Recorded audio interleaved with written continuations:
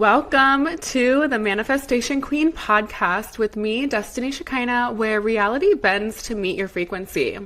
Today we have an incredible special guest, Pete Sapper. He is the embodiment of New Earth leadership, a manifestation expert, mentor, and wealth activation guide.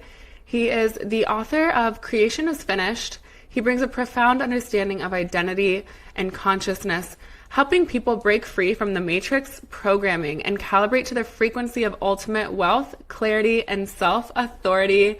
Today, I bring to you the one of one Pete Sapper. Hey, hey. Can you see me? Hi, Destiny. Hi, how are you? Fantastic. Great. Thank you so much for doing this. Let's see, I just want to make sure we're recording. Okay, cool, we are.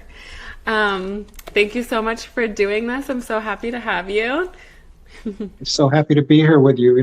I talked to you the first time and told you how inspirational it was, your authenticity, your strength, you pull everyone up to your level. So I'm so happy to be here with you. And like I said, it's great. Your frequency is wonderful and it pulls everyone up to your level.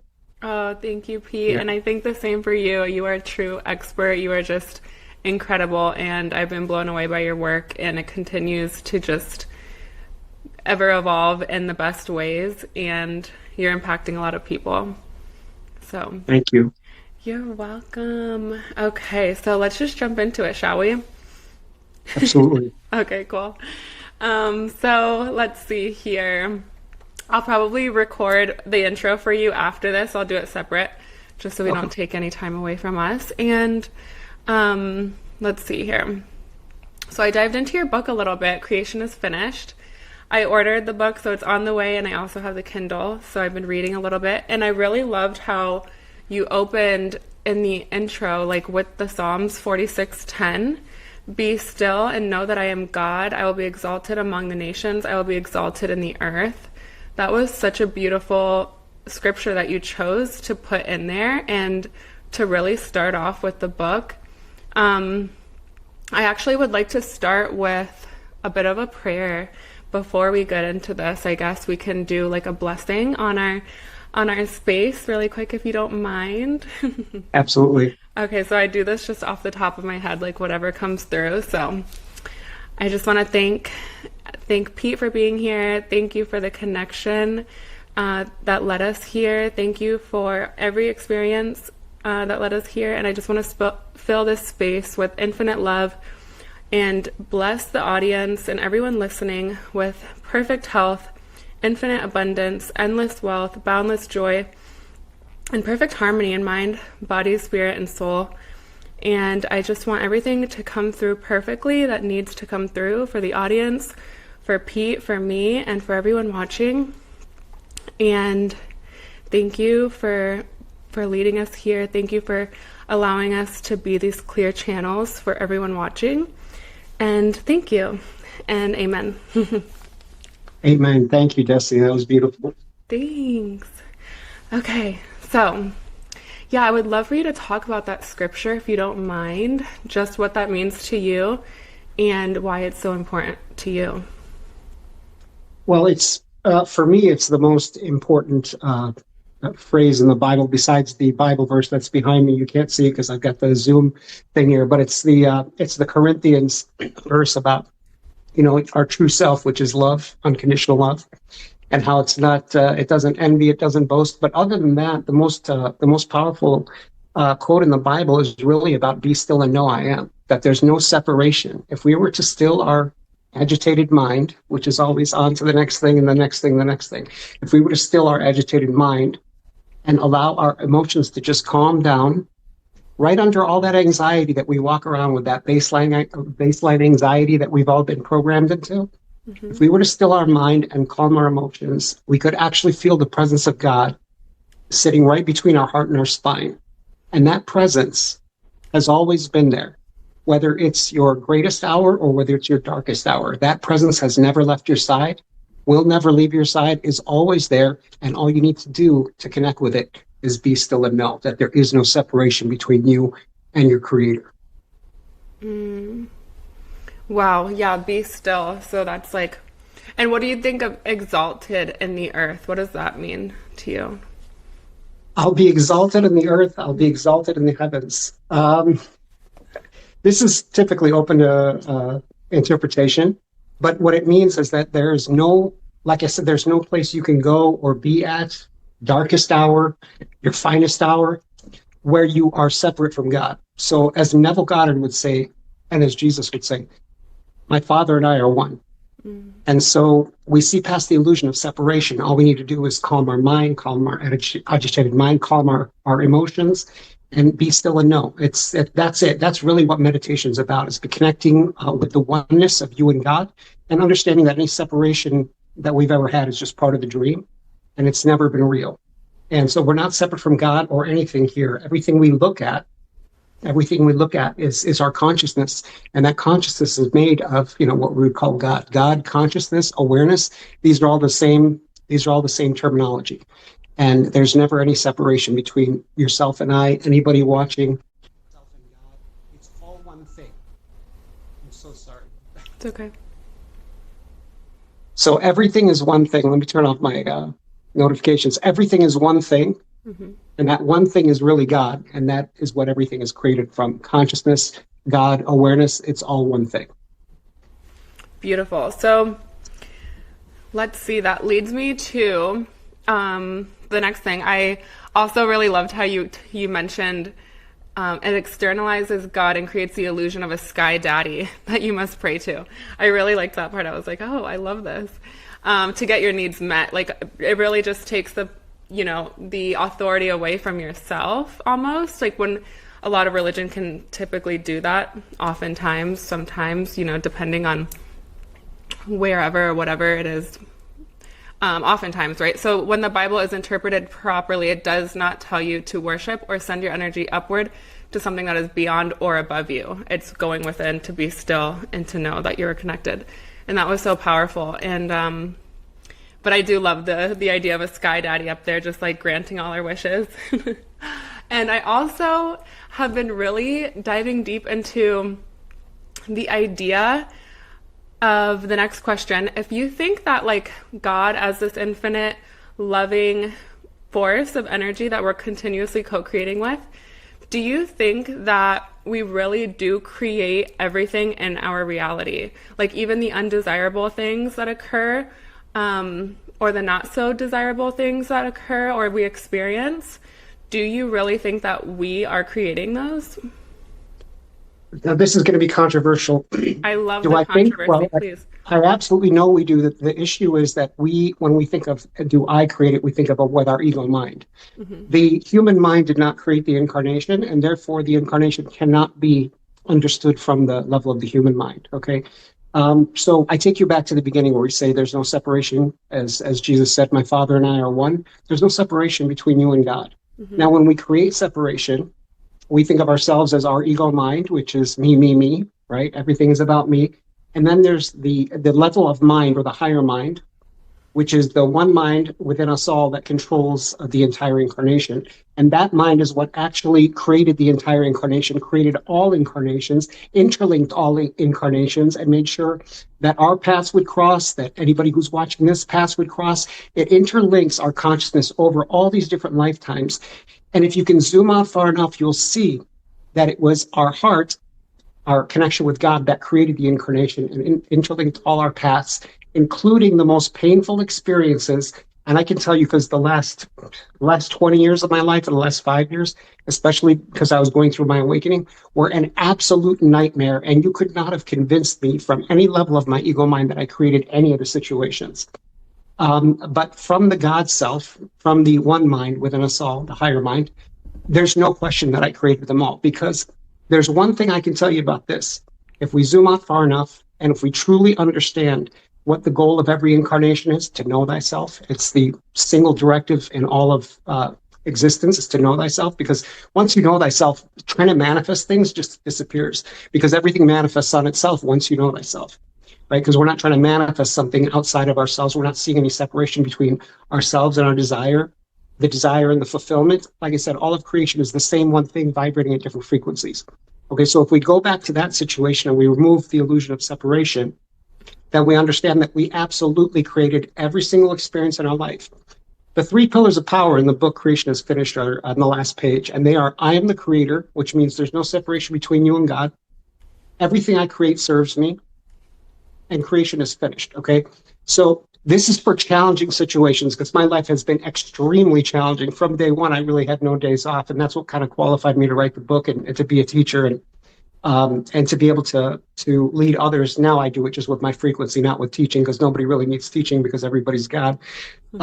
But I can tell you this, my life experience, direct experience of working with hundreds of people over the last 3 years, we create everything because it serves us. If a situation appeared within our awareness, within our consciousness, it was created because it serves us on some level. And sometimes you have to really zoom out to the highest perspective to see how it did serve you. I assure you, Destiny, we will all get to a point in our evolution, especially the people watching this, the souls watching this, we will all get to a point in our evolution where we understand that we created absolutely every experience, and we created it because from the highest perspective, it absolutely served us. And there will come a time in our evolution where we will understand, it will make complete sense why we created everything, how it served us. And when we're going through the most challenging experiences, if we can remember that creation is finished, everything is here and now, and that time's an illusion, that there's a version of us that's already moved through the experience, no matter how challenging it is.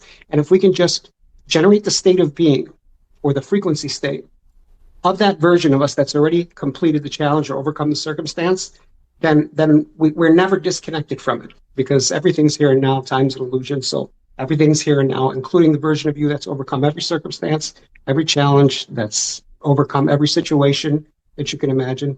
So that's it. Those are the three pillars of power. It's on I think it's the last page or the second to last page of the book. Mm-hmm. But those three pillars of power will get you through any challenging circumstance that you'll ever live through. Wow. And that part, like, can really, I mean, I've been doing this for quite some time now, but I still have a bit of, it just trips me out, if I'm being honest. Like, the free will, the fate and destiny, like, it's like, okay, so every possibility exists, right? We have the free will, and then we're always co-creating with this energy that is guiding us and loving us and showing us, like, taking us where we need to go, right? Like that loving Father, or that intimacy with God. Like, we're constantly having this, like, relational experience with thyself, right? Like you said. Correct me if I'm wrong, but I think that, well, and maybe you can help me with the free will and the fate and destiny. Like, I don't know, take me down that a little bit. And then also just a short story. As I was going over these notes today, I was, like, thinking about this topic, and then Natalie Merchant, the song Natalie Merchant came on, and she literally said, she sung the lyrics about fate and destiny, like fate smiled and destiny. And I was like, oh gosh, okay, I have to bring this topic up. So that was just a little story. Awesome. I love Natalie Merchant, 10,000 Maniacs fan from back in the day. And it's a great question. Thank you for asking. It's very rarely asked. So let's talk about it. Free will and fate, okay? Mm-hmm. Every single lifetime, every incarnation is blueprinted before we get here. We know exactly what we want to achieve, what we want to experience. It's blueprinted pretty much down to the letter about what we're going to go from start to finish, okay? From beginning to end of incarnation. And all those incarnations are working together. All of our incarnations are working together because everything is here now. So all of our incarnations are happening simultaneously. And there's a thing called a higher self and an oversoul that interlink our consciousness over all these different incarnations. Mm-hmm. And so we have a life plan when we show up here. It's a soul blueprint about what we're going to experience. How we do that, how we go from beginning to end, and all the little choices we can make between beginning and end, that's our free will. And there's a lot less of it than we believe. Mm-hmm. But so you've already blueprinted what you're going to experience from life, from beginning to end of the incarnation. And again, that interlinks across all your incarnations, across all your lifetimes, and it's all happening here and now. The point is that when we get to make, let's say I'm at a critical choice point. Can I move to Chicago or can I move to LA? Okay, this is how it works. It's so complex. We have a choice, and our free will is, do I go to LA or do I go to Chicago? But it doesn't matter which choice I make, because everything ends up at the same destination. And there's another layer to it. There's a version of you that wants Chicago and a version of you that wants LA. So if there's energy behind any major choice point, both of those things get manifested. And this gives us the most evolutionary content from one incarnation, because this is how the universe expands. This is how consciousness evolves through all these different choice points and all these different branches that lead us in all these different directions. So we only experience it from our ego mind or from our human character avatar level. We only experience one of those, but both of them get manifested and both of those go into our oversoul's data bank, and all of that gets utilized by consciousness to expand and by the universe to expand. So consciousness evolves through all these different choice points over all these different incarnations. So that's it, and I'm so glad you asked, because I rarely get asked that question, but it's pivotal. Do we have free will? Yes, but not as much as we think, because you've already decided what it is that you want to experience, and it doesn't serve any of us to really vary too much from that, because meticulous planning goes into every single moment of the lifetime. The incarnation is planned, including when you're going to awaken, when you're going to self-realize, when you're going to manifest certain things that are going to come into your reality. So a lot of times when people talk about how they manifested this, that, and the other, it was actually part of the blueprint. It was actually part of the plan that they were going to manifest anyway, but they'll talk about how they use that particular technique, a 369, whatever. But it was actually all part of the life plan, what they wanted to experience. So do we have free will? Yes, we get to choose how we experience certain situations, but all roads lead to Rome eventually. Right, so maybe you're saying like the desires are kind of like that blueprint like embedded in us, like our true desires. Would you say that that's connected to the blueprint?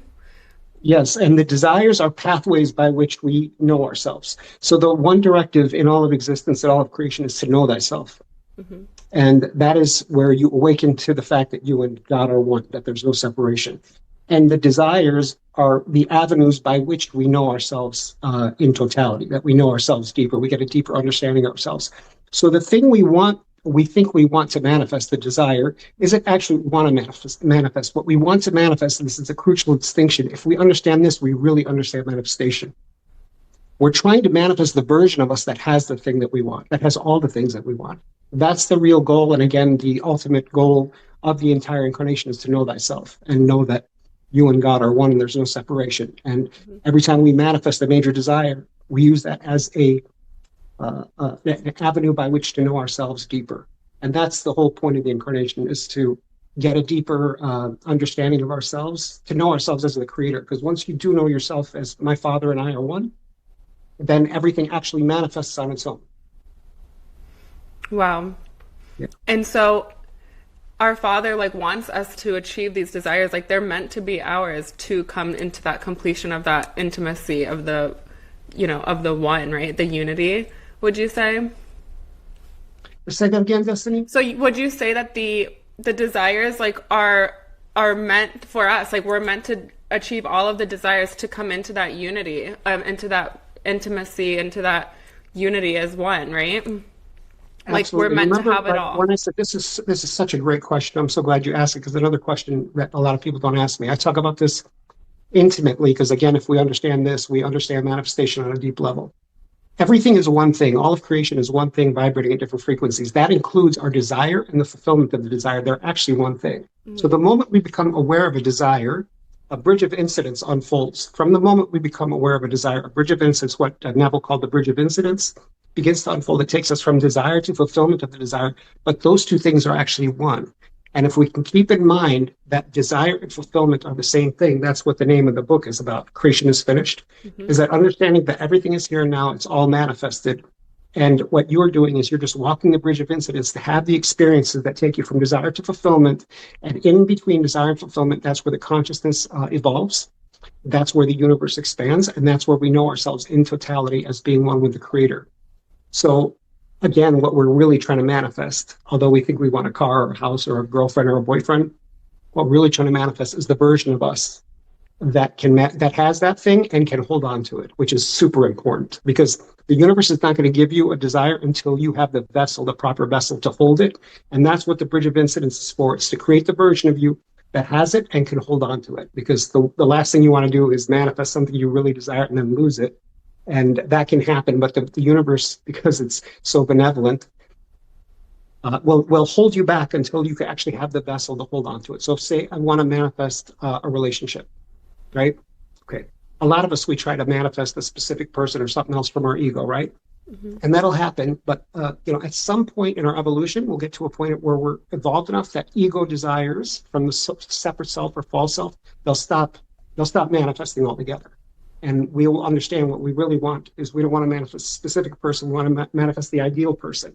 And the way we do that is to connect with and align ourselves with the unconditional love that we are at our core. And then the universe, because it's a mirror, will reflect that with a so-called other in the so-called outer reality, which is obviously everything is within us. So that's how it works. And during that process, we get to know ourselves as love, and then we manifest a reflection of that outside of us. The same thing with any other desire. We want to manifest, and what the Bridge of Incidence is for, is to manifest the version of us that has whatever that thing is, and then we know ourselves through that process in totality as one with the Creator. Wow. It's so beautiful and also so trippy at the same time.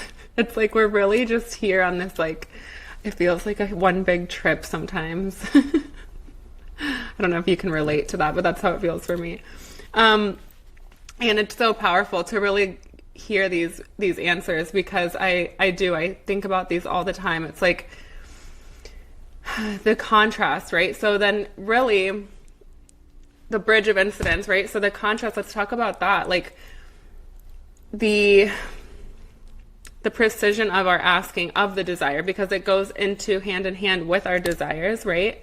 And then also I want to ask what could we do to kind of, I know, be still, right? So I guess we started really big, but be still and know that I am God. So that's obviously the best thing that we can possibly do at all times. And we always have access to that, right? But what are other things that we could do maybe for people who are a little bit newer to their journey or in the midst of some challenging things? Like, what could they really focus on to kind of help guide the bringing to their desires, and to get really clear on the precision of your asking, because that plays into perspective, right? Like sometimes we can kind of judge the emotions or the contrast. How do we get really clear on that precise perspective that serves us there? That's a question. Great question. Another Okay. great question. And that's one of the purposes of contrast. Contrast serves many purposes. Mm-hmm. And let's go back to the Bridge of Incidence. Once we become aware of a true desire, the Bridge of Incidence begins to unfold. Now, most people think that this is a pleasant series of experiences, and that might be probably the furthest thing from the truth, especially like I was telling you when we first talked. If somebody's manifesting something big like a destiny or even a life partner or whatever, the Bridge of Incidence is going to include you manifesting the exact opposite of what you want. Okay. And this is one of the reasons we manifest contrast. I'll give you two reasons. Number one, it gives a very clear understanding, because the majority of us would not have any idea what we wanted in a partner if we didn't manifest the exact opposite. So contrast sharpens our awareness of what it is that we desire. So we stop settling for things we don't want. And by giving us a contrast of what it is, what we don't want, we get a very clear picture of what we do want. And that's a great way to find out what you really want. Make a list of all the things you don't want, and then just flip that list upside down, and now you have your true soul desires. Okay, anything that's causing you a whole lot of pain, that's you want. What you really want is the opposite of that. So anything you're missing in your life that's causing you a lot of pain, you flip that upside down, and that is your true soul desire. So contrast gives us a sharper picture of what we do want, so we stop settling for what we don't want. Because without the contrast, most of us, I can tell you, I wouldn't have any idea if I didn't manifest such harsh contrast. And this is one of the reasons why right before we manifest a soulmate, we will manifest a karmic partner who will like make our lives a living hell. Okay, so that'll help get our vessel ready and sharpen our awareness of what it is that we do want by manifesting the exact opposite. The other thing contrast does is it gives us an understanding of what it's like to not have that thing. So the pain of not having the thing or getting the exact opposite of it is also part of the manifestation, because it helps you to appreciate. It gives you a full appreciation of when you do manifest the thing, of having experienced the exact opposite. So you get to appreciate it. You get to hold on to it because you're motivated to hold on to it. You're not motivated to just let it go out the window. You'll treasure it, and you'll have a clear understanding of what you want, so you stop settling for what you don't want. So those are a bunch of reasons that contrast serves us. And again, I bring you back to contrast. I'm sure sucks when we're going through it, But again, everything you create serves you as pillar number two of the three pillars of power. If something exists in our experience, it's because it serves us. It would not be created if it doesn't serve us. Because God is a loving God and the universe is benevolent. So it would not allow us to create anything that didn't serve us in some way.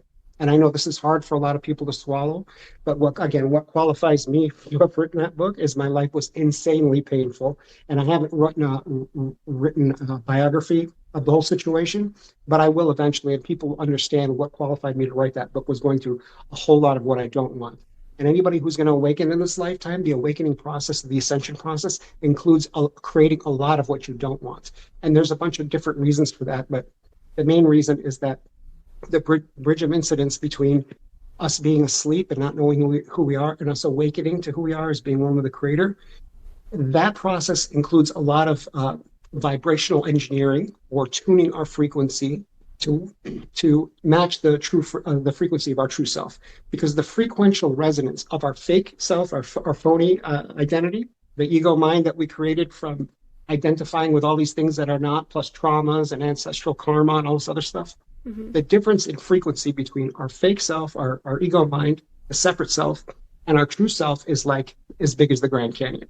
So the bridge of incidence when it comes to self-realization, awakening, or ascension, some people just call this a spiritual awakening, is fine-tuning our vibration until we come into resonance with our true self, which is then we are resonating in harmony with God. And that's when all the desires manifest. Once you come into resonance with who you really are, because once you tune your frequency to your core or true self, which is God, everything magnetizes to you. It's like you become like a big magnet, and everything that's meant for you just comes to you. And that's why the only manifestation I teach is to know yourself as the creator, because at that point, all manifestations become irrelevant. You don't need to manifest because everything actually comes to you. And that's what I call being charismatic or magnetic. That's when your frequency literally pulls everything to you and you don't have to go get it. It comes to you. Mm. Wow. So would you say we're all chosen? I see your title on your website is Chosen 144. So would you say everyone is chosen for a new earth leader? Is that exactly what that means? Or can you talk? Yeah, so everyone has a life plan, and we talked about, I'm one of the few people that talks about narcissists, and I don't talk about them in a derogatory way. Mm-hmm. So everyone is chosen to do something. Okay, even the narcissists that we usually malign. I know I'm certainly guilty of it before I understood what their purpose was, because they caused me so much misery in my life. But they're also the ones that fine-tune my vibration to be able to awaken and then again be able to qualify to write that book and all the books and teach and help guide people out of their own experiences with contrast. Mm-hmm. Everybody has a role that they play. Everything in existence has a role that it plays. And again, if it didn't have a role, it wouldn't have been created, because the universe doesn't make any mistakes. Creation doesn't make any errors. Mm-hmm. Everything has a role, including somebody who causes you absolute misery. And I go into specifics in the book, and then a lot of my work in my videos, I talk about the role that narcissists play. So imagine the worst person you can imagine, the person who just makes your life a living hell. That person has served you in ways that you could never truly understand until you've gotten through the experience and you've gotten some distance from the experience, and you can see all the different ways that this catalyst, what I call a catalyst, because I don't like to use labels, but this catalyst served your expansion. And I will tell you this, I am terrified to think of where my consciousness would be, my evolution would be, if I hadn't, dealt with so many narcissists. Because when people ask me, they're like, well, you've only studied spirituality or been involved with spirituality for 2 or 3 years. How did you evolve so quickly? Narcissists, that's how. Extreme contrast, that's how. That and a whole lot of motivation, because I was in so much pain. So pain is we don't like to think of it this way, but pain is the greatest motivator. Pain and suffering are the greatest motivators to get us to evolve out of whatever we're suffering from. So a narcissist can help accelerate that evolution tremendously, and that's a lot of us were awakening in this time of the ascension to either assist with humanity or just to awaken and ascend ourselves. We use narcissists as catalysts to get us there faster. So everything plays its role. Everything has its purpose. So to get back to your answer, yes, everyone is the chosen one of their universe or personal reality, because everyone is really the only one, because there's only one thing in creation. So you're really the only one being in your universe or personal reality.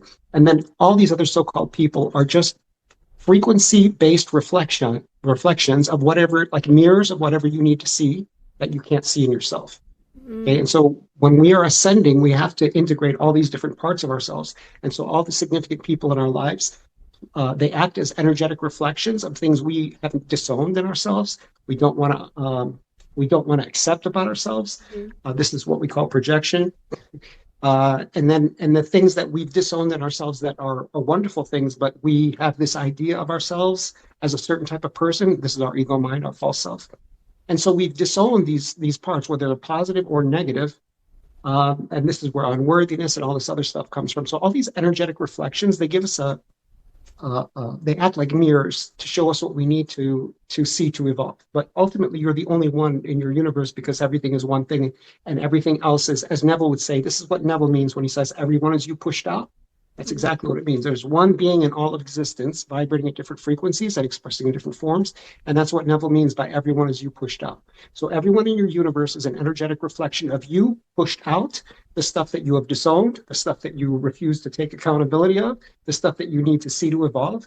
And so that's what it means when Neville says everyone is you pushed out. And that's why it's maybe a difficult teaching to understand. But if you really, really understand that, you take responsibility for everything in your life because you understand that the seer, what is seeing, and the act of seeing are one thing. The creator, the creation, and the act of creating itself is all one thing. It's all consciousness, which means it's all your consciousness out picture, which means it's all you. And I know a lot of people don't want to hear this. I certainly didn't want to hear it when I first. It's all you, right? It's all a reflection of you because you've lived so many lifetimes, and whatever you're seeing someone else, a so-called other, doing, they're a reflection of some version of you in this lifetime or a different incarnation. And in order to ascend, we have to integrate all these different versions of us that we've rejected or refused to take responsibility for. That's really what the whole ascension process is. And once we've integrated all these different reflections, all these different aspects of ourselves, we've taken responsibility for our lives, then we get to ascend because we cannot ascend with any pieces of us still here. And everybody in your universe is an aspect or piece of your consciousness. Okay, and if our goal here is ascension, we need to integrate all those pieces. So we can't ascend with any pieces of ourselves still here. So that's something I talk about in my second and third books, Pure Alchemy and Perception is Creation. Those are some pretty detailed books. They talk about ascension. They talk about this soul alchemy and integration of all these different fragments and pieces of us. Because all of our gifts, most of our gifts, are locked away in our shadow that we've disowned. And that's where the majority of our spiritual, because I know it was the case for me, all of my really potent ability to lead and teach and even understand energy on a deep level came from my shadow elements. And all of that was disowned for the majority of my life. I just got into contact with that over the last 3 years. So I was walking around with missing the majority of my ability. That and because I was being a very inauthentic version, which is why, coming in contact with people like you that pulled me up to that level is always wonderful. I'm always welcome to that. Anytime we can be a more authentic version of ourselves, we're being a more powerful version of ourselves because we're vibrating in harmony with the frequency resonance that is God or the Creator. So we're going to leave everyone watching will have your link in the description below so they can find all your courses and your books and all of the greatness. So it'll be attached for anyone looking for that. But also, it leads me to think about how sometimes we can kind of avoid, right? Like we can avoid, or oftentimes I know I have in the past tried to avoid meeting ourselves at these deep levels of the pain or the shadow. And it can be really, it can be intense. So sometimes people can avoid it and they can make decisions that can lead to addictions. They can make decisions that can just enhance the avoidance of it. And I would love to hear your thoughts on addiction because I have had a lot of experience with addiction, close friends who have passed away. Like, I really think that that's a great topic to touch on also, on maybe someone who is used to avoiding a lot of things that they really want to get out of that repeating cycle to ascend. So what could we give them on that topic? Some of us have had such incredibly painful lives that addiction is just, it's going to be a byproduct of it. And everybody on this planet that I know of has some kind of addiction. Hmm. It's literally our body minds. It's our attempt to regulate the nervous system of the body mind because we're so dysregulated. We're so identified with our thoughts and emotions like they are what we are, which they're not. We are the awareness of the thoughts and emotions. Because if we were the thoughts and emotions, you wouldn't be able to tell me about them. You wouldn't be able to describe. You wouldn't be able to describe them to me. So again, this is more understanding your consciousness and the way it works. We're so identified with the human character, which is not what we are, or the awareness, or the creator awareness of the human character. So when we deeply identify with thoughts and emotions like they're us, we suffer tremendously. Okay, and this is where the majority of the addictions come from. It's from identifying with thoughts and emotions that have nothing to do with us. It's like a low frequency broadcast of the collective consciousness, and we attach ourselves to these thoughts and emotions. Thoughts typically, thoughts Kind do of not like the come from me, us. me, me thing you said, right? Kind of like Right. that me, me, me thing. The problem is not, and a lot of people say thoughts create reality. Thoughts don't create reality on their own. What we do is we identify with a thought, and then when we identify, we bathe it with an emotion. Now that creates reality. As soon as we take a thought, we grab it like it's ours, and then we bathe it with an emotion by identifying with it. Now that creates reality because the thought is now energized. A thought on its own has no energy. It's like a cloud in the sky. But when we identify with it like it's ours, and we take it on like it's ours, and we take ownership and we bathe it with emotion, now it's creating our reality. So the majority of people are creating the worst reality, the thing that they don't want, by identifying with thoughts that are not theirs, bathing it with an emotion, and then now you've energetically charged the body to take action. So you're doing things you don't want to do that don't serve you, and you're identifying with things that are creating your reality that you don't want.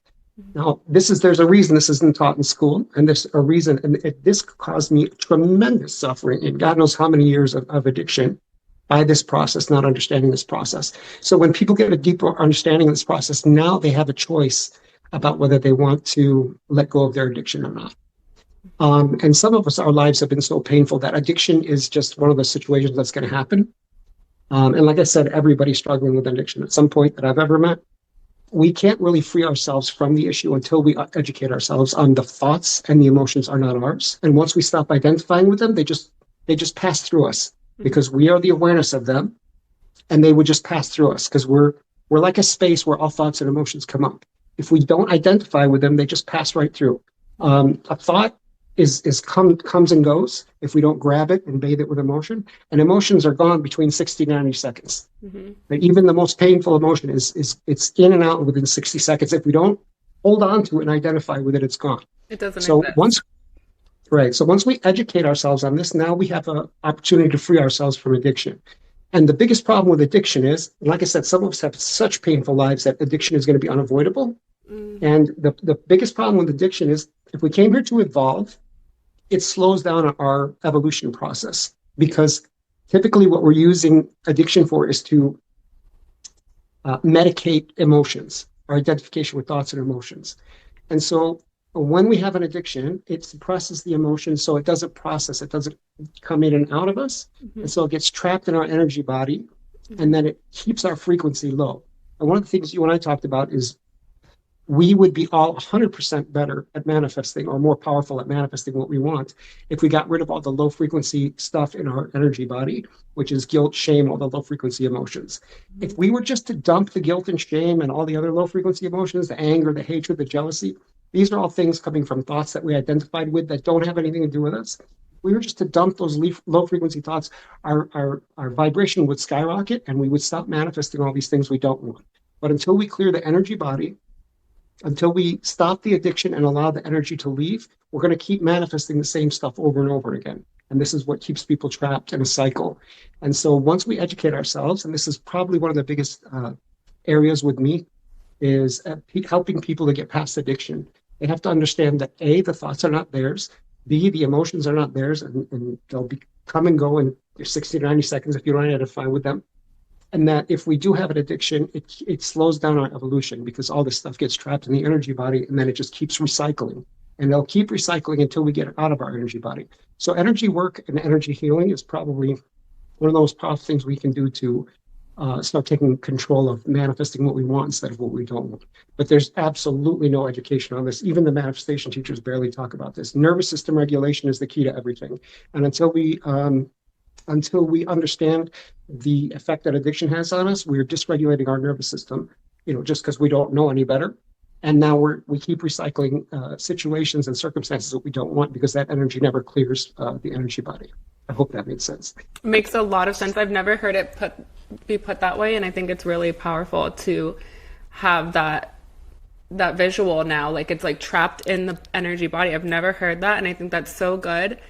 And I think it also can like be associated with any other programming or any other belief systems. Like we can kind of get addicted to those familiarity of those feelings and those thoughts and that pattern or those habits that aren't typically serving us. So it can go hand in hand with so many different things, I think. Yeah, absolutely. I mean, it's a great question. You're asking so many great questions, and I mean, anybody who goes through this is just going to have a tremendous amount of knowledge that they can integrate and use insofar as becoming more powerful at manifesting what they want instead of what they don't want. Because the truth is, until we educate ourselves on these things, we are automatically, by default, manifesting what we don't want. And we're doing it over and over and over again, not because we can't clear the energy body. So we're holding on to guilt, shame, and all these other low frequency emotions that have nothing to do with us and don't serve us. And as long as we have guilt and shame and these lower frequency emotions trapped in the energy body, it's like an anchor that's holding our frequency down. And all we've got to do is cut that anchor away, and we won't even need to take a manifestation course. Our frequency will go up, we'll become magnetic, and everything will come to us. Like our natural state, like that is our natural state. So the less that we can remove that gunk and those blockages and the suppressions, it's like that relief is that contrast is like immense, that you're just like, that alone is probably like a high in itself, it's like, wow, like what was I doing this whole time? That's beautiful. And then it leads me to the emotional guidance scale. So I have it here, the Abraham Hicks emotional guidance scale. And yeah, I mean, that it's like the shame and the guilt and the negative things. We're talking a lot about duality here. I feel like I'm touching a lot on this dualistic conversation, but I think it can help a lot of people, and I really hope that the listeners are getting I know they're going to get immense value from this. But I think that we are on these repeated cycles where we know the outcome, so it's like we're almost afraid to step into the unknown, and we like know like these patterns are going to give us that outcome, and it's predictable, it's familiar, so it's like, but the unknown of like raising and letting it go, like that's where the miracles lie. That's where the most insane outcomes that you can't even come up with in your imagination, that's where they occur. And I think that so many people, if they could just get out of their own way, like they can experience exceedingly and abundantly, more than they've ever imagined. Right?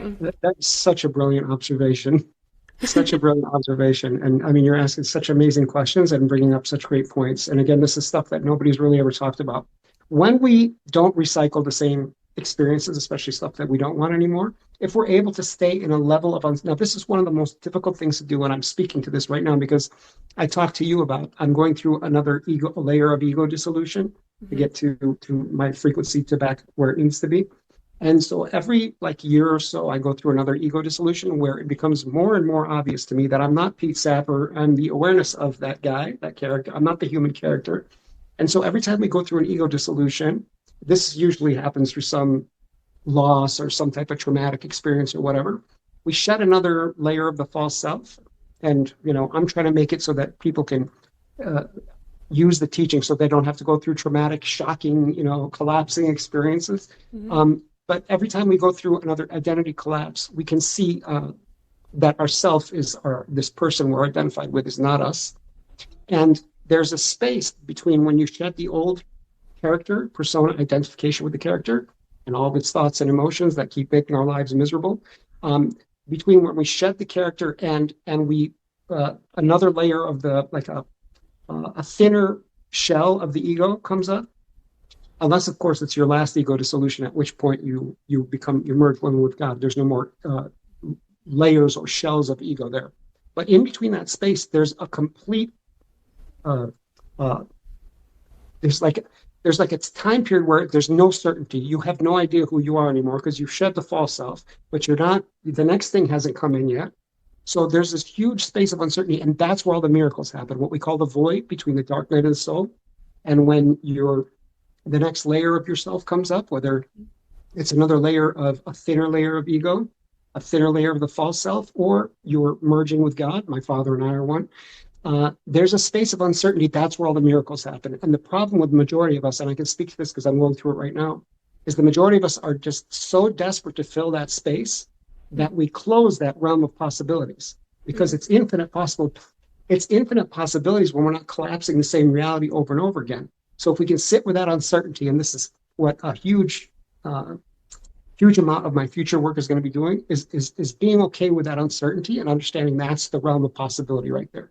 Is to not rush and fill that space up with, distractions or addictions or a new partner or whatever, because we are so unbelievably uncomfortable with uncertainty. And again, none of this is taught. There's a reason why the majority of us, there's a lot of people who benefit from keeping us ignorant about this stuff. So it's not taught in schools, and hopefully that'll change. But when we do educate on ourselves, we become incredibly powerful because now we have options that we didn't have before. So one of the most powerful things you get from this interview is if you're going through an ego death, ego dissolution, or what we call the dark night of the soul, or what scientists call a phase transition between one identity and another, if you can sit with the uncertainty, that's when you can manifest miracles, things you've never manifested before, things your mind can't even imagine, because our human finite mind is so limited and is so brainwashed, and we're so conditioned to keep collapsing the same reality over and over, that if we can sit in the uncertainty, miracles can happen, and they will happen if we don't rush to fill in that space. Like the stillness. It's kind of like the stillness of that, the void, or, it's like that stillness where we don't know what's going to happen, and just to be still instead of to do and to analyze and to figure out and get really logical and like try to solve these problems or whatever you want to do to figure out the outcome, right? It's like, no, all we have to do is just be still in that and to like trust and almost I love to like get familiar with the unknown. Like the unknown is almost very familiar to me now. So now what's next after that? That's the space where miracles are born. If we can keep ourselves in the not knowing, and like I said, this is probably the scariest and hardest thing I've ever done, is stay in that space of not knowing who I am in that phase transition. It's so uncomfortable because our ego is so used to controlling outcomes. So if we can keep ourselves in the space of not knowing and understanding that we're held at all times, because there's no separation between you and God, there's no separation between you and the quantum field, no separation between you and the universe. You're always held in that space. And so if we can manage the anxiety of our ego mind, that's when we can manifest miracles. And it's the number one place we can manifest miracles if we can keep at bay the temptation to fill that space with something. And anything we fill it with is going to come from our conditioned mind, which means we're going to collapse some version of the same reality over and over again. So you become the most powerful manifester on the planet when you can stay in that space of uncertainty and allow the universe or the higher mind to fill it in with you, because that's when a miracle can come in. It's in that void space. Wow. It's okay, don't worry. Yeah, and it's I've been in like this experiment where I'm just like really pushing the limits. I'm like, I call myself the manifestation queen, and I'm not attached to it, or I don't think so, but I'm like, let's get pretty, I wanted to like just test it, and it's been a really challenging year. I think, the year of the snake, I think for a lot of people, they've been experiencing a lot of challenges this year. And I have to say that it's been a very testing and challenging one. But at the same time, there's been so much replenishment and connection and, surprises. Like I just continuously say every morning, like I allow things to exceed my expectations and surprise me at all times in my favor.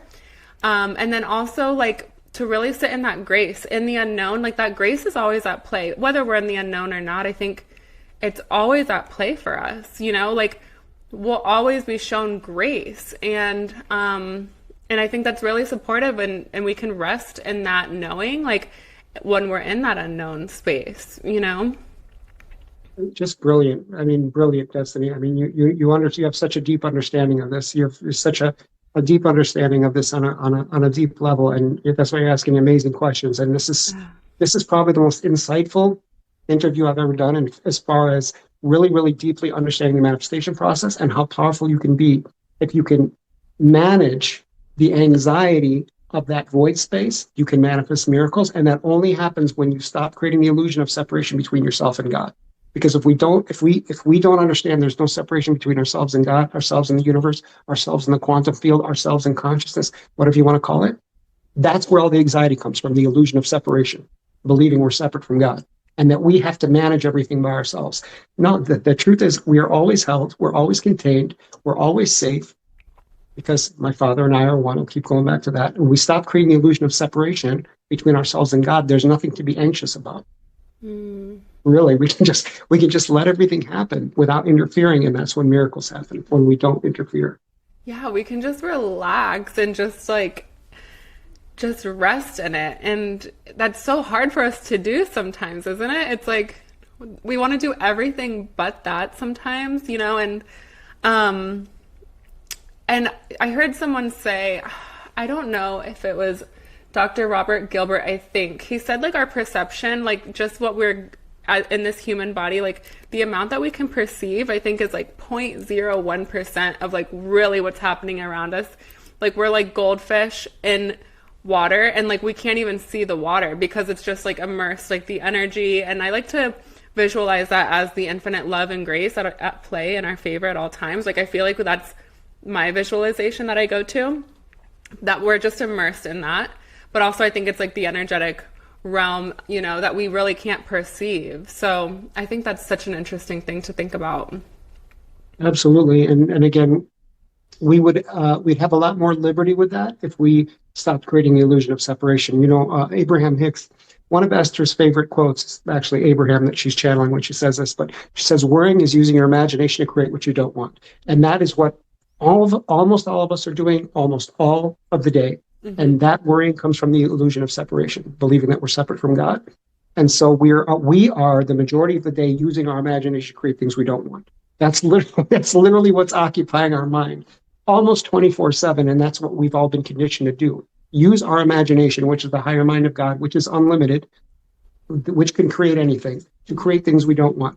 So if we can stop creating the illusion of separation, we will give ourselves the grace, the infinite love and grace, where miracles can happen. We can call it a miracle if we stop creating the illusion of separation and understand that when we stop creating the illusion of separation, because everything is one thing, and my Father and I are one, miracles are the natural order of things. They're the natural order of creation. And the only reason we are constantly blocking them is with the illusion of separation. Okay. And so we want to manage our life. We want to manage our thoughts. We want to manage our emotions.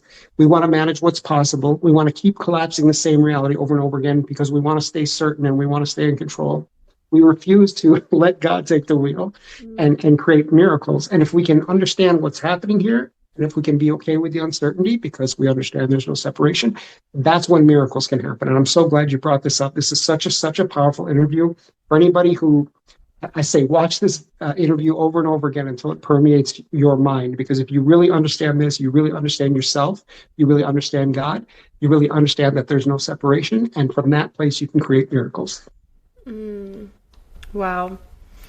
So beautiful. And, we've been conditioned this way on purpose and not in a good way. Like, I think that, the government and the matrix, like, it's been instilled in us for, to keep us suppressed and to keep us like, if everyone in the world had known this, like, where would they be able to make money? Like, all those things like that they use to monetize and to keep us small, to shrink us. It's like that stuff is on purpose. So the quicker we can get to know that, like, the natural state is all we need. Like, we don't need all of these outside sources. We don't need any, I wouldn't say like, meds and addictions and all this like stuff that the matrix is always trying to throw at us.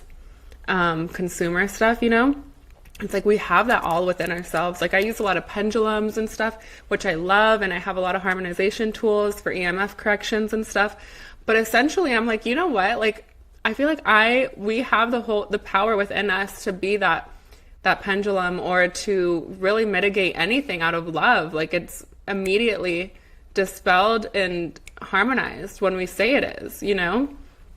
Just, Absolutely brilliant. Absolutely brilliant. Because the idea that there's an outside world is an illusion. Okay. This is hmm an illusion created by a fragmented, traumatized ego mind. There's nothing really outside of us. It's an illusion that there's an outside world. It's all within us and it's projected out and reflected back, or everything is you pushed out, as Neville would say. Okay. So the outside world's an illusion. It's a reflection of our inner world. The universe is a mirror that's reflecting back what is inside of us. So we're always getting a reflection of what's going on inside of us. So if we have a chaotic inner world, our outer world's going to be a nightmare. Okay. And again, there's a level of consciousness. There are energies on this planet that benefit greatly by controlling the population, by keeping this information out of schools and keeping this out of the general population. But we're at a place right now where you can learn this on the internet. You can learn this anywhere you want. I mean, they can't keep this off. You can go to YouTube and you can learn all this stuff. Neville Goddard is not hard to find, and he's probably the greatest teacher of manifestation or even higher consciousness that we've ever had. So it's not hard to understand, but people have to get to a place where they're so miserable that they're interested in actually creating their reality instead of just having it created for them by reacting to circumstances. And so the majority of people can't even conceive that they're not victims, that they're creators, and that they're one with God. That doesn't even permeate their mind because we've all been so conditioned to be victims. And even me, I wrote a book on being one with God, being the creator. I had to go through like 5 or 6 different ego deaths to finally take responsibility for the fact that I was creating everything, including the narcissists and the psychopathic people that I had in my life, that I actually manifested all of them because I was walking around with this false self that was codependent and needy and wanted validation. And as long as we are trying to seek things from the outer world and trying to get satiated from the outer world, or thinking chasing pleasure and avoiding pain is what we came here to do, we're going to keep manifesting that type of situation. We're going to be stuck. So that's the situation. That's the situation again, the goal of the whole incarnation is to know thyself. That's it. And when you know that, all you need to do is be still and know. I'll take you back to the beginning. Nobody needs a spiritual teacher. Nobody needs a guide. All you need to do is be still and know, and then you'll be in communion with God. And from there, everything you need to know will always be given to you at every second. The problem is the majority of us cannot stop thinking for 1 second and then believing those thoughts are ours, then bathing the thought with an emotion, identifying with it, then creating what we don't want. So again, this is why you become incredibly powerful when you can just observe your thoughts, is what we call meditation. You just observe your thoughts without identifying with them. At some point, when you understand those thoughts are not yours, you stop identifying with them. And when you stop identifying with them, they stop controlling you. When they stop controlling you, they stop controlling your life and creating your life, and you stop creating what you don't want. So this is it. If this type of stuff can get out to people and they can learn this stuff, they can stop suffering. And like I said, yes, there's energies here that want to keep this out of the mainstream, but you can also go to YouTube and learn anything you want at this point. There's really no excuse. Ignorance is a choice at this point. Right. Yeah. Gosh, what was I going to say? Oh, hold on. So do you think, well, I want to say too, that it's very important, I think, that we do, sometimes I feel like spiritual teachers do appear in our life for our advantage. I think that it's important to have those connections and those people in our life to kind of bring us back to that place, because sometimes we can forget and sometimes we can get, distracted, or really challenging things do appear in our experience all the time. So it is important, I think, to really deliberately and intentionally curate a space or an environment or a community sometimes to keep you back into that frequency, or to remind you, to give you the permission, whatever it is. I mean, I know we don't need it per se, but I do think that it is so important. And I think that they appear like at the divine timing, like when they're meant to, and I think that it's like, if we can be open to those things too, because a lot of people think, we can do this all on our own. We don't need this, or they're not humble enough to really accept the knowledge or the wisdom, or to really learn these lessons through however that looks. And I think it's so important to be open to that too. Definitely. So if our desire is strong enough to stop suffering, we will actually manifest the teacher. When the teacher is ready, the student is ready, the teacher appears. This is an say, it's absolutely true. But Mm-hmm. you have to, want to stop suffering. Let me just say something that's going to boggle everybody's mind, and Mm-hmm. something that kept me trapped in the, hey, you know, let me save or rescue this person. The majority of people that do not want to stop suffering. They're not done. Mm-hmm. That's why I keep my mouth shut. I don't talk about this with anybody. Mm. Okay? The majority of them are not done suffering. They want to, if they give them the choice, they'll keep suffering.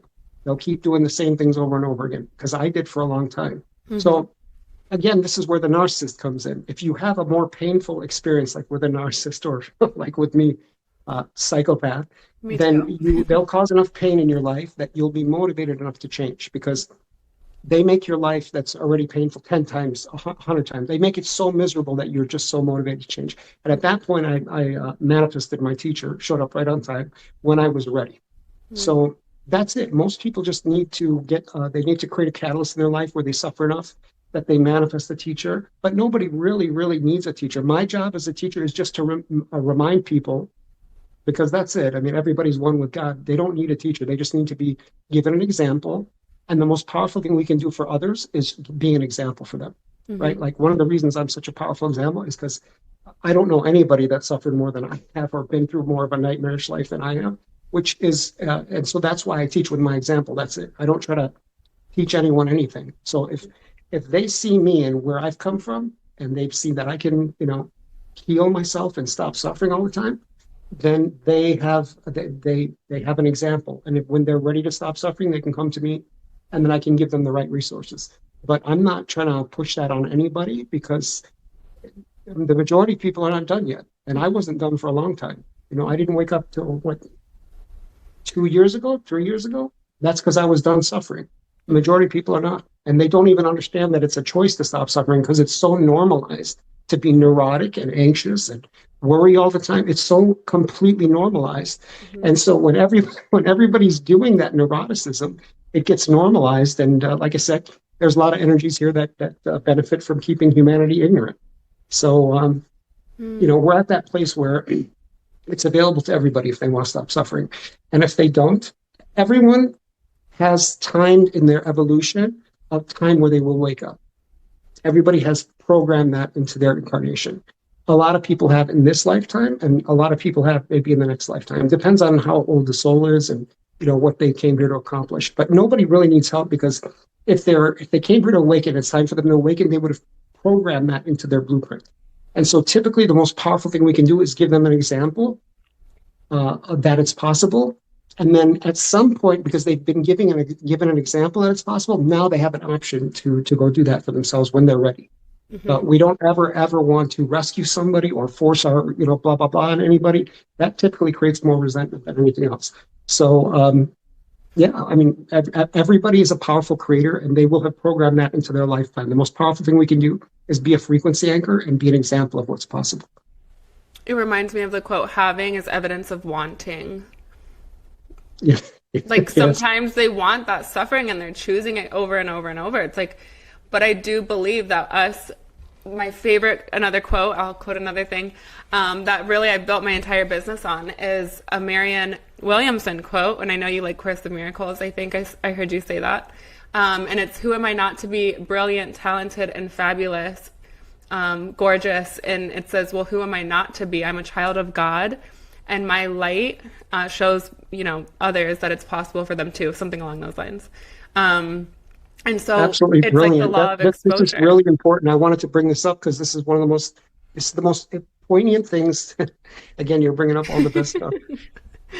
Thank you. Marianne is saying in A Course in Miracles, she's saying that we are more terrified of our light than our darkness. We're more terrified of embracing our power.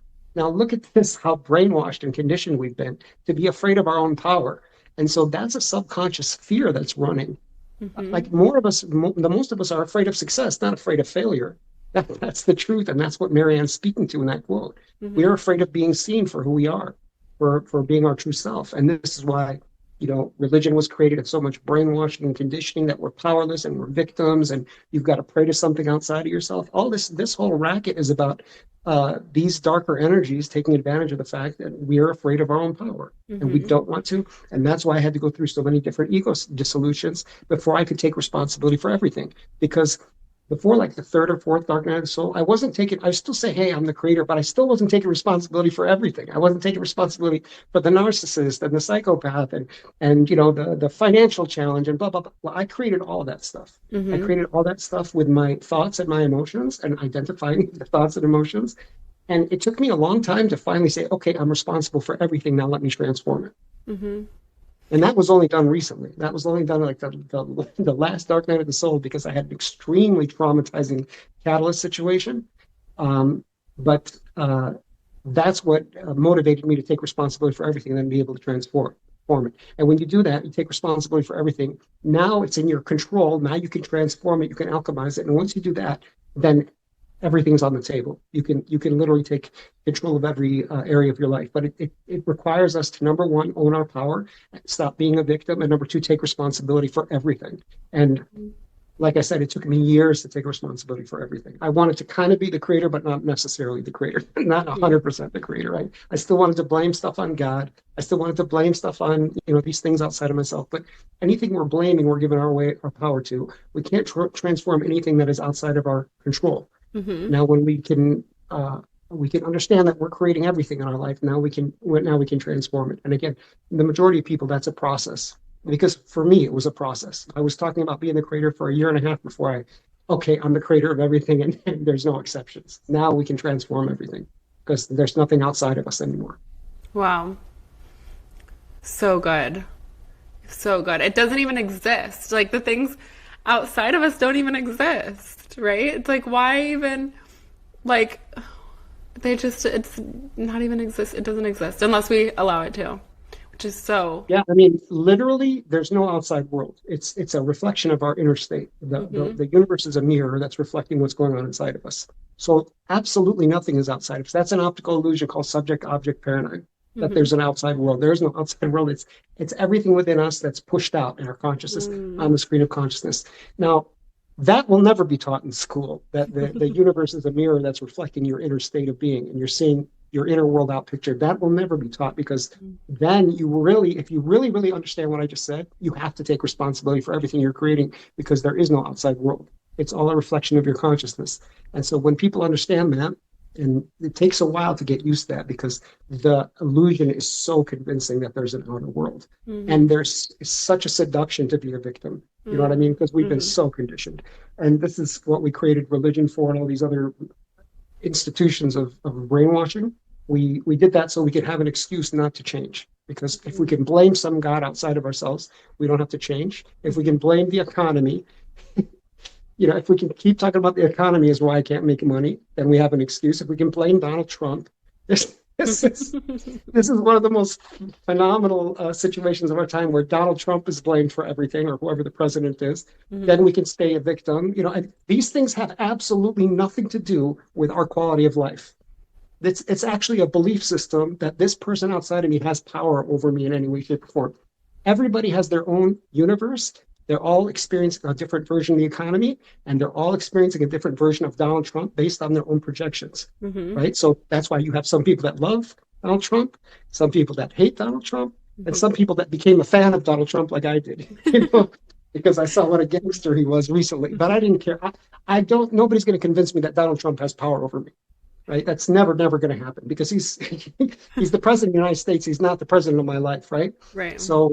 So he's not making my decisions for me. So I can't blame Donald Trump, but it's so indoctrinated in us to be victims that this is what you have. You have all these people who, I know people that their whole life is consumed with Donald Trump. You know what I mean? That's how big we've been controlled to be. We've been brainwashed to be victims and not take responsibility for our own life. Or he's going to save the economy, right? So I don't have to change how I'm thinking about money and how I'm constantly repelling money with my vibration. I'm not going to think about that. I'm going to wait for Donald Trump to save me. Or if the economy is crappy, I can use that excuse and blame Donald Trump for that. So that's it. We've been so completely conditioned to be victims, and it goes so deep you can't even imagine. Like I said, I repeat, I was talking about being the creator for 2 years almost before I finally took responsibility for everything. Right. That's like it's easy to do that, right? It's like, why not just continuously blame, and we don't have to step into our power. We don't need to change anything. We don't have to get uncomfortable. It's all perspective, I guess. And I think that's the real gangsters are the ones who take their own authority and their own agency and they know that they're powerful beyond measure and they're not afraid of that. That's gangster in my opinion. Absolutely. The majority of this is clearing low frequency stuff that doesn't belong to us out of our Hmm. energy body by not identifying with thoughts and emotions anymore. And the other thing is to, when we do have an emotion that we need to process, if it's coming up out of the energy body to be cleared, because it wants to leave, they don't belong to us, or they're trying to get away from us. The problem is we keep identifying with them like they're us because we have this fake character, this human character that thinks the thought and the emotion belong to it. So it identifies with it like that's me, Hmm. right? So it's the identification that keeps the thing trapped in the energy body. But Mm. let's say we do want to process the thing. We always attach a story to the emotion. Now, the majority of these emotions have nothing to do with us. They're stuff that's trapped in our energy body from when we're a kid, from some traumatic experience, from our ancestral. I mean, my whole life has been about clearing all the low frequency energy out of me from our ancestral line, because there's always one person in the family, in the lineage, that has to, clear all the low frequency karma, all Hmm. the stuff out of it. And so uh, that's what a lot of us do. Now, when we become masters of this, we literally are able to engineer our frequency to, we don't need to manifest anymore because everything manifests on its own. So Mm. this is why energy work is so incredibly powerful. And here is it all again in a nutshell. Don't identify with thoughts because they're not yours. Don't identify with emotions because they have nothing to do with you. And when they come up, let them leave. They're trying to get away. The reason they come up is they're trying to get away from us because they don't actually belong to us. The problem is we keep identifying with them because we think that we're the thought and we're the emotion. Now, if they can escape, our life will change. If we can just let them escape and we don't identify with them, our life will change without us needing to manifest, without us needing to learn anything, blah, blah, blah. If we just let all the low frequency guilt, shame, and all this other stuff out of the energy body, and Hmm. Abraham Hicks did such a great service to all of us by doing the vibrational scale or the emotional guidance scale. If we can understand that we could just get the low frequency stuff that doesn't belong to us out of our energy body, we'd be infinitely more powerful as creators.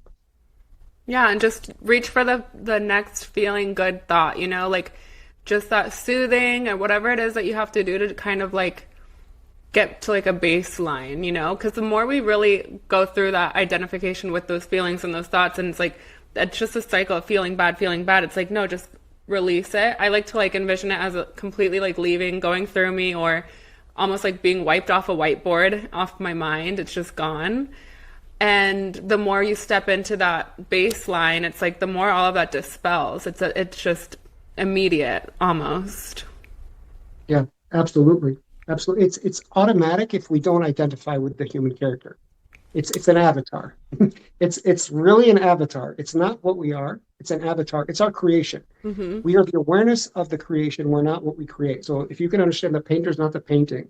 Hmm. The thing is, we've convinced ourselves by using emotions and identification with thoughts that the character is who we are. Now, if Hmm. we can just get the space between ourselves and the character, now we have power. If there's no space between ourselves and the human, and we think we're the human, we're screwed. We don't have any, there's no space in which to actually create any change there. You Hmm. can't you can't change your thoughts or emotions if you think that they are you, Hmm. right? So this is what's called detachment. We need to get detachment from the thoughts and emotions to be able to work with them. If we don't have detachment and we think they are us, this is the big problem. This is where all suffering comes from, is identification with thoughts and emotions. Mm. So yeah, hopefully that's insightful. It Because is. if all people did was stop identifying with thoughts and emotions, they'd suffer 90% less than they do now.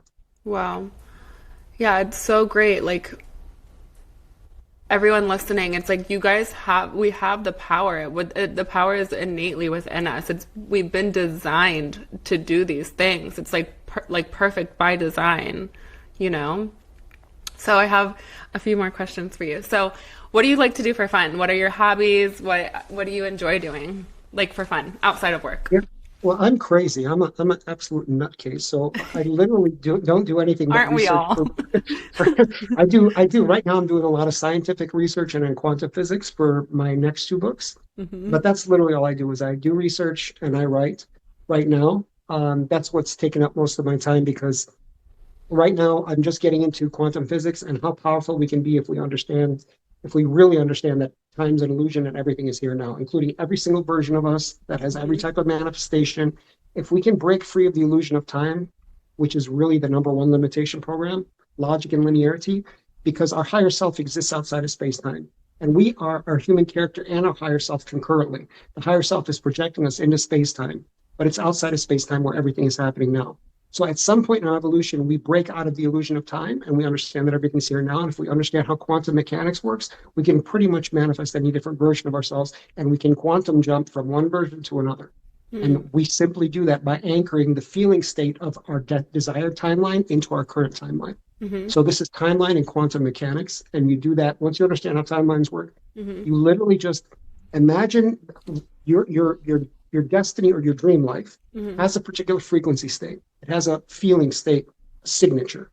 If you can get in touch with that frequency state signature, because it's happening right now, because everything is here now, and you can anchor that frequency state or that feeling, assume the feeling wish fulfilled, into this particular timeline, you can actually quantum jump from this timeline to that timeline. That's how powerful we are, by the way, right? So this is what quantum mechanics is proving, and this is cutting edge science, and science has taken a long time to get to this place. But Jesus knew about this a long time ago. He understood that we are in a hologram, and that if you understand quantum mechanics, you can quantum leap from this version of you to that version of you. And Jesus was the greatest metaphysician of all time. So, I mean, literally, if you just understand, if you read the Bible and understand Jesus's teachings without all the religious brainwashing, you can literally become a magician, just like Jesus was. You can do miracles like he did. Jesus says in the Bibles, you will do greater things than I, right? He was not kidding, because we've come a long way in our understanding of quantum mechanics. So if you truly understand that degree of depth of how powerful a creator you are, and you understand that us being victims is an illusion that we've been so brainwashed into and seduced into keeping alive, once you understand that, you can make quantum leaps in your life. You can go from having a terrible, I was like freaking suicidal last year, and now this year I've published 2 great courses and a book, and that happened in a year because I understood. I stopped blaming everybody else for my life, and I took responsibility for it. Wow. Yeah. And that's what's possible in the infinite realm of possibility, truly.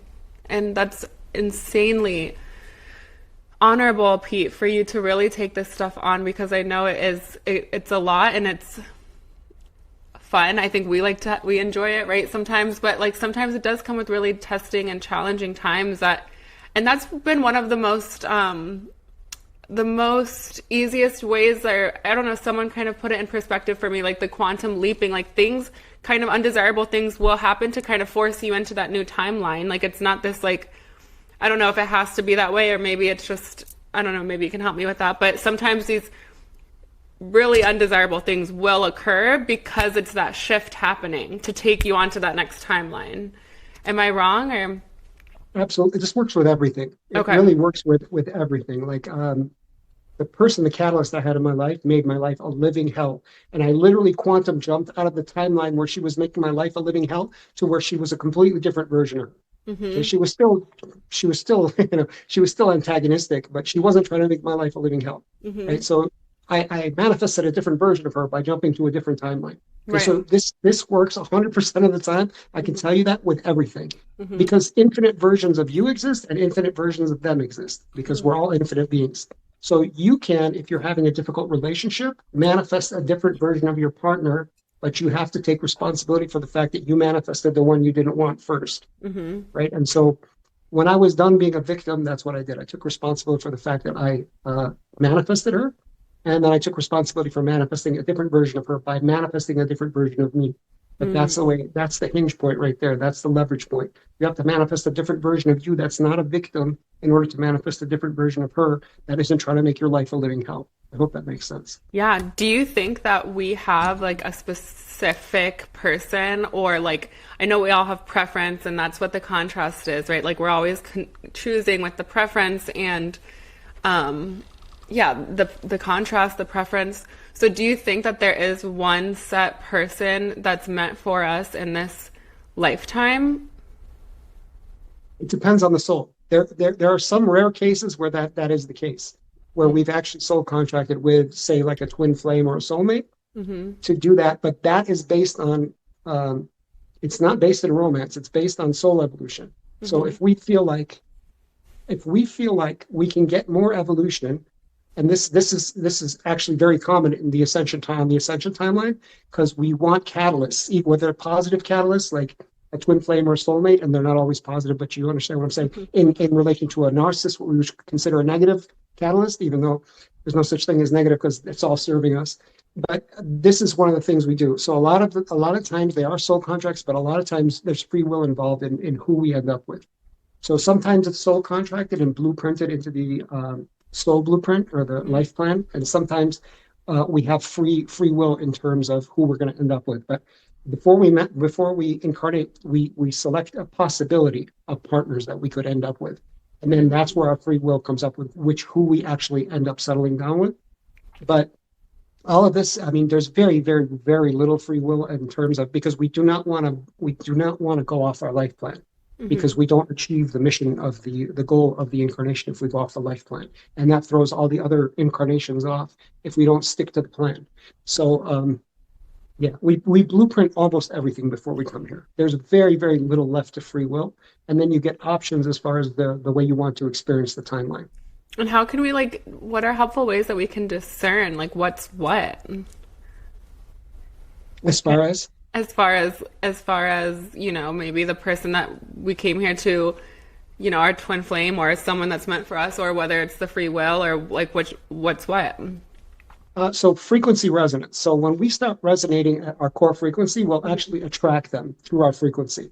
We'll be in resonance with them. So if we're vibrating somewhere near, this goes with attracting your soul family, whatever. Mm-hmm. When we stop shedding when we stop shedding or start shedding the identification with the false self, we start raising our frequency and we become a more authentic version of ourselves. This is why authenticity is the number one thing for me, because this attracts everything to you. Once you start resonating at your core frequency, everything comes to you. You don't have to go manifest or chase anything. You don't have to work. You don't have to do anything. It comes to you. This Mm-hmm. is why energy and vibrating your frequency, engineering your frequency, your vibration, and frequency is the rate at which we vibrate, because we're all just really a vibration.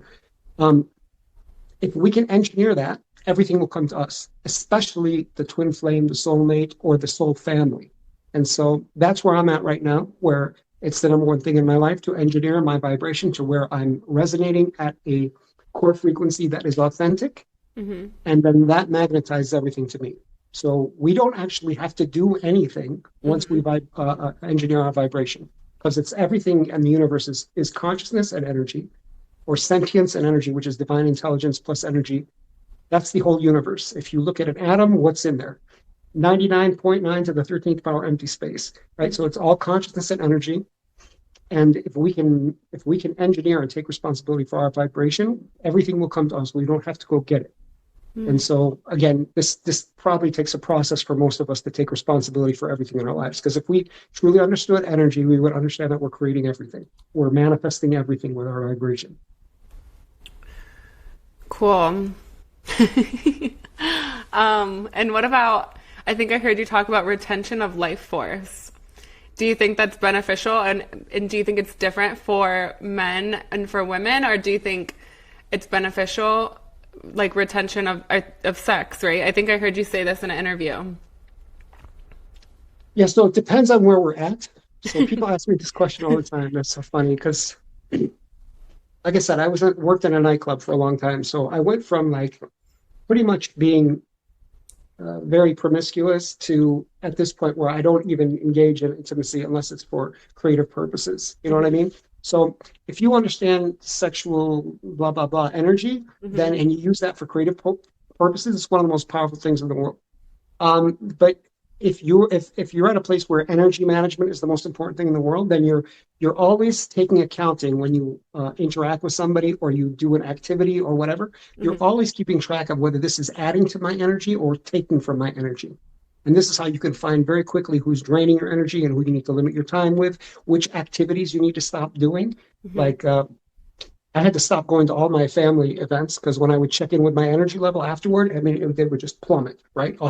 Anytime I would spend time with my family, anytime I would spend time doing work activities, and this is what the majority of us are doing. We're doing jobs we hate, which Mm-hmm. lowers our frequency and then puts us in line with the energy of struggle. right? And what does the universe do when we're in the vibration of struggle? It reflects more struggle, right? So it gives Amplify. us more things to struggle, more anxiety, more. So majority of people don't even understand that they're creating a reality that they don't want because their energy, they're doing things, they're participating in things that drain their energy. If you're sleeping with a narcissist, Mm-hmm. narcissists are parasitic individuals. Mm-hmm. They are energetic. They energetically drain you, which is why they're always trying to get you emotionally triggered. Mm-hmm. So if we're not aware of this, then we are engaging in sexual, intimacy with a narcissist. We're engaging, we're spending all our time with them, and they're literally draining us energetically. So if we could just check in with our energy levels before and after we do everything, before and after we engage with everybody, it's one of the most important factors of manifestation is if we have the energy to manifest, and we can't do that if we keep draining ourselves. So it's not such a big consideration for me now, but yeah, I wasted the majority of my sexual energy with giving it away to people that were not, I wasn't even in residence with, because I was being a fake character at the time. This is when I was a nightclub promoter, when I worked at clubs and all this other stuff. Mm-hmm. So yeah, I mean, I gave myself that experience so I would be able to help people now to be able to differentiate who they're spending their time with and what they're investing their energy into. And do you think it's the same for women and for men? That goes for both. For women and for men, no, it's different. It's It's different different. because men are there's a greater energetic expenditure with men because of the mechanics of the whole situation. So with women, I don't even know that it's a big consideration with women, but with men, it's a big consideration because there is a significant energetic drain when we are, especially depending on what we're using it for. Mm-hmm. If we are connecting with a screen and somebody else's trauma on a screen, Mm-hmm. and we're having an energetic exchange with us, it is more damaging than we can possibly imagine, or more damaging than we'll go into, which is why that industry was created, because it is literally a mechanism by which energy is siphoned. Mm. Wow. And if you knew, professional sports is how energy is siphoned. Presidential debates and rallies is how energy is siphoned. Anytime we get in an emotional state Mm-hmm. about anything, we're having our life force drained. And we're having our creative energy drained to feed someone else's agenda. Anytime we get in, because what is emotion? Energy and motion. Yes, ma'am. It's energy and motion, right? Yeah. So anytime we're in an emotional state, we are moving energy through our energy body. Mm-hmm. Now, if that is being harvested by a screen and we're exchanging sexual energy with it, we're actually giving our energy, connecting an energetic cord to somebody's trauma, and we're connecting it there, right? So if we're watching a football game, the NFL is like a energy harvesting mechanism. What Vadim Zeland in reality transfer called the pendulum. That's what professional sports is for. It's there to harvest energy from these sports fans who don't understand that that's what the whole thing is for. It's to siphon their energy and motion. And they do that right through a screen by spilling all their creative power into a game that's being played by people who have nothing to do with them and they don't have any connection with that. Mm-hmm. That's creative life force that's being drained, right? So do I not watch professional sports? I do if it's like pro wrestling. I love pro wrestling. I've been watching it since I was a kid, right? But I understand that I'm having my energy drained when I get really excited. And And the it's majority fake. of, It's like it's acting. Like, right? I feel like that goes into play with it too. right. Like, I mean, but it's fun to get emotionally involved in it, right? Because it's fun. I mean, the whole thing is a soap opera for men. So, and some women, depending on who it is. But I know that I'm having my energy side. I know I'm making an investment. Let me put it that way. I know I'm making an investment. Okay. And if that's something that enriches my life, which it does, and I get to spend time with some of my family members and my friends, then that's a time that we spend connecting. Then it's a good investment, right? We're all passionate about pro wrestling. We all love it. And so it gives us energy too. It doesn't just take energy. But if we're not aware that there's an energy exchange happening, we're just spilling our life force into these things. And that's why Bashar's, premier manifestation technique is act on your highest passion or excitement, because that's when you are generating energy. And anytime you're generating energy, your passion, you're actually manifesting a productive outcome for yourself. And you're using your energy to do that, and you're garnering energy from whatever you're doing by acting on your highest passion. wow. So cool. I feel like What was I going to say? Hold on.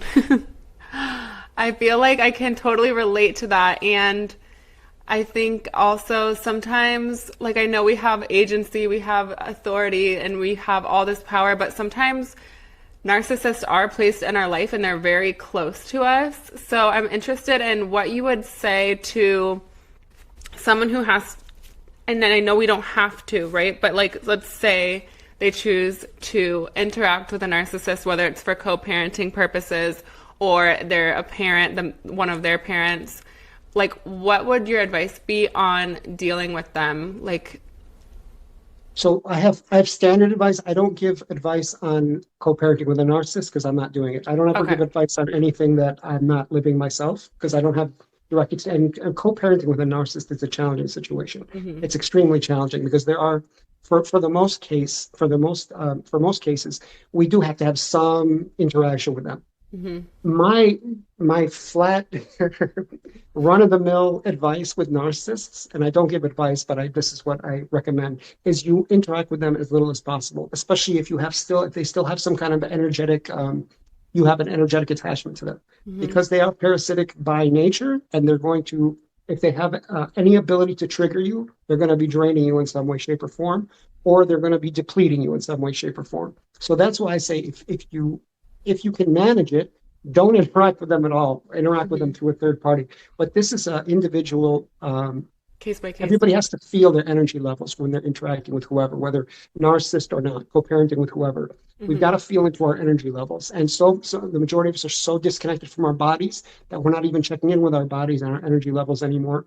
And a lot of us have been trained. Like I grew up around almost nothing but narcissists. So Mm-hmm. for the majority of my life, I was literally just trained to tolerate that or to think it was normal. Mm-hmm. Right. So now I'm now I'm so energetically sensitive, and I have gotten more progressively energetically sensitive as I understand how important it is, especially when it comes to manifesting the life that we want, where we're spending our energy or how we're exchanging energy. Because literally anything that you place your attention on, you're creating an energy exchange with. Now consider that anything you place your attention on, you're creating energy exchange with. If you keep your focus on it, you've now created quantum entanglement with it. So literally, if you and I just sat here and looked at each other, we would create quantum entanglement. That's how powerful focus and attention is, because it's an energy exchange. If we maintain the energy exchange, we're actually quantum entangling. And again, quantum mechanics shows this, that things would the two particles that are quantum entangled can affect each other no matter how far away they are, because the universe is non-local. There's no actual time or space. It's an illusion.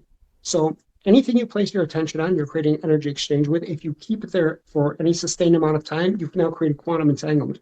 So your atoms are mixing with that person's atoms, they're entangling with that person's atoms. Mm-hmm. And so this is how powerful we are. This is how powerful attention is, because attention is energy. And Mm-hmm. whoever has our attention has us, because we are our energy. If you understand what we are, we're literally energy. We are protons, electrons, and neutrons spinning in space, which is 99.9 to the 13th power empty space, like I said before. It's all energy. So anything we place our attention on, we create an energy exchange with. Anytime we keep focus on that thing, we create quantum entanglement with it. This is how incredibly important it is. And this is how unconscious most of us are, Mm-hmm. where we're spending our energy, who's getting our focus, and who's taking our life force, and what we're exchanging that with, what we're becoming quantum entangled with through attention. Mm. Do you think it's similar to the law of correspondence? I think is that one of the Hermetic principles? Would that be Yeah, so similar? I teach money manifestation, the law of correspondence, as above, so below, as within, so without. This is one of the most powerful principles for manifestation. Okay, Mm-hmm. because anything we desire to see created in the external reality, so-called external reality, we have to create it within us first. Okay, we have to become an energetic container of that energy that will get projected out. Once we become a container of that energy, that'll get projected out and reflected back. So, like I said, when I was talking about we manifest love, we want to manifest a partner. Mm-hmm. We would align with the energy of love within us, because we are love. Our vibration, our core vibration is unconditional love. If we were to align with the energy with us and start radiating that energy, eventually, if we're able to hold that and not get our vibration pulled down into separation or victimhood or something else, we would eventually get a reflection of the love that we are outside of us. And that's how you manifest your ideal partner. Okay? So you align with the love that you are at your core. You hold that frequency, and eventually the universe mirrors that. Now, can the majority of us discipline ourselves to stay in a love vibration all day? Mm-hmm. Right. No, because we're too busy being professional victims and blaming everyone else Reactors, for our right? life, and so I mean, if we could discipline ourselves to hold any particular energy, we could manifest a reflection of whatever we wanted outside of us. Isn't that amazing? That's how powerful we are. And, Wow. and like I said, the seduction of victimhood is so huge. It took me Mhm. years to get over being a professional victim, but when I did, I was able to take charge of my life and transform it pretty quickly from very extreme situations. It's really powerful too. There's a website, I think it's studybible.com or something similar to that, where you can look up the scripture and you can look up the Greek and Hebrew origins of the actual like symbolism. And a lot of the time, the scripture is really talking about completely different things than what it sounds like. It's like been so lost in translation, and the origin meaning of these symbols and text are so beautiful and so powerful, and it's just amazing. Dusty, you're Truly. so brilliant. You're asking such great questions. This interview is so epic. Guys, watch this over and over again. And she's so brilliant. She's asking so many great questions. This has to Oh, be the most powerful and potent interview I've done because she's asking me every question that nobody's asked me before. thank And I wish I would have had this resource like a year ago or 2 years ago when I um, started with spirituality or manifesting. This would have been probably the greatest resource ever. I would have killed it to have this resource. So you did such an amazing job. I tell you what, your questions oh, are amazing. You pulled the best. You pulled the best out of me, Destiny. I just wanted to mention that. thank you, Pete. No, this Yeah. has been really wonderful, and you are just a true expert and manifestation king of embodiment of.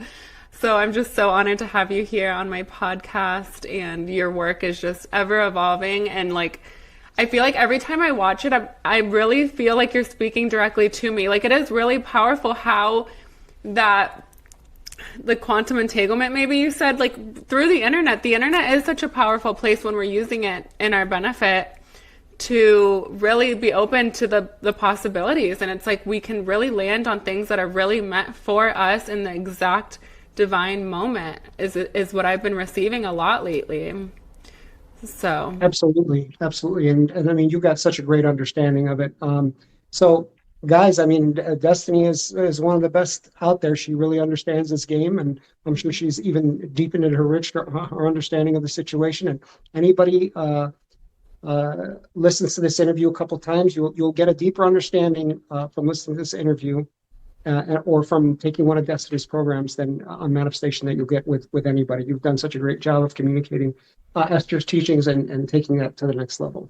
oh, same to you, Pete. You really, really have. I mean, I am so excited to continue reading your book and to learn more. Like, I want to buy all of your courses and just work more with you because you really are such a brilliant man. And like, I really feel like you bring the best out of people too. Like, you just can see people at just the highest level that I think they can't really even fathom. So you're just a true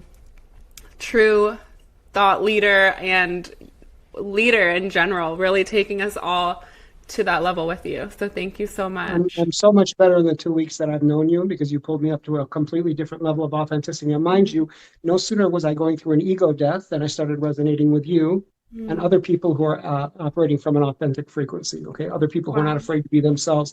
And as soon as I stopped being the fake character, I started becoming in resonance with other people that were authentic. That's why it's so incredibly important to surround yourself with people like Destiny who've prioritized making their authentic self their most powerful self, and then we won't need to manifest or go get anything. It'll come to us. That's literally manifestation, is engineering our vibrational frequency to the point where we are resonating at authenticity.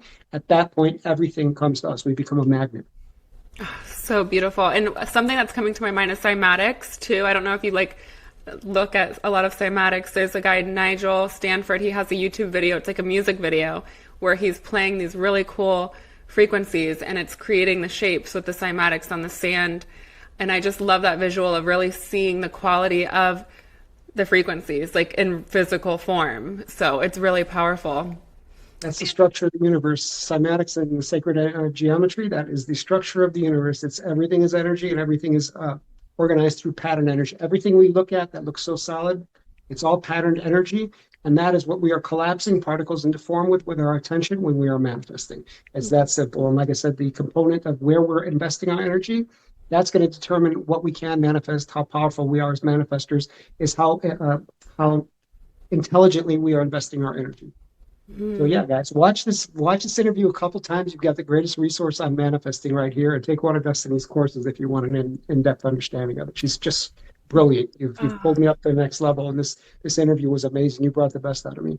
Oh, thank you so much, Pete, for being here. You are really incredible, and I could do this all day with you, but I am just so grateful and appreciative. And I will have all of your links below, so whoever is looking for Pete's books and courses and all his content, it will all be linked below for you guys to access, and make sure you run to it as quick as you can. Thank you so Thank you, much, Destiny. Pete. Thank you so much. And I hope to keep in touch with you and connect further with you. And I'm just so grateful. So thank you. Absolutely. You're welcome, darling. All right. Well, we'll talk soon and have a great rest of your day. Bye bye. Okay. Bye.